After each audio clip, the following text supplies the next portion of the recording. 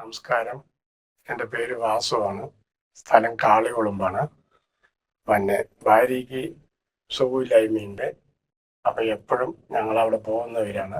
അവരിപ്പോൾ ഇവിടെ വന്ന് ഒരു 30-31 കൊല്ലങ്ങളായി ആസ്പത്രി തുടങ്ങിയിട്ട്. അന്ന് കാലം തുടങ്ങി എല്ലാവരും അവിടെ തന്നെയാണ് പോകുന്നത്. മക്കളുടെ പ്രസവവും ഭാര്യൻ്റെ പ്രസവവും വരെ അവിടെ തന്നെയാണ് നടന്നതും. നല്ല ഇതിൽ തന്നെയാണ് പോകുന്നത്. ആവിൻ്റെ ആസ്പത്രിയിൽ വരാനും പോകാനും എല്ലാവർക്കും ഒരു അടുത്ത് റോഡ് സൈഡും ആയതുകൊണ്ടും നല്ല സൗകര്യങ്ങളാണ്.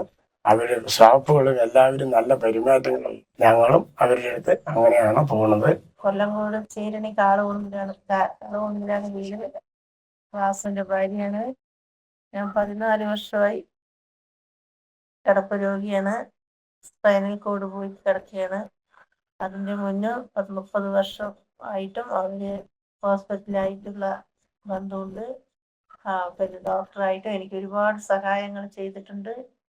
ഞാൻ പോയി അഡ്മിറ്റ് ആയിട്ടുണ്ടെങ്കിൽ എനിക്ക് മരുന്നും വാങ്ങിച്ചിട്ട് അയച്ചു വിടും. പിന്നെ പൈസ പോലും നേരെ എടുക്കില്ല. എനിക്ക് ഒരുപാട് സഹായം സാറുണ്ടാകുന്ന കാലത്തും സാറിൻ്റെ സപ്പോർട്ട് എനിക്ക് നല്ലപോലെ ഉണ്ട്.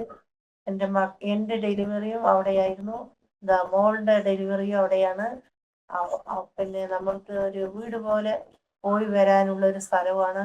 അവിടുത്തെ സ്റ്റാഫുകളും നല്ല സഹകരണമാണ്. നമുക്ക് വേറെ എവിടെ പോയാലും ഇഷ്ടപ്പെടില്ല. പെട്ടെന്ന് ഇൻഫെക്ഷൻ ആയാലോ പനി ആയാലോ എല്ലാം പോണത് ഞാൻ ആവിന്ദ് ഹോസ്പിറ്റലിലാണ്.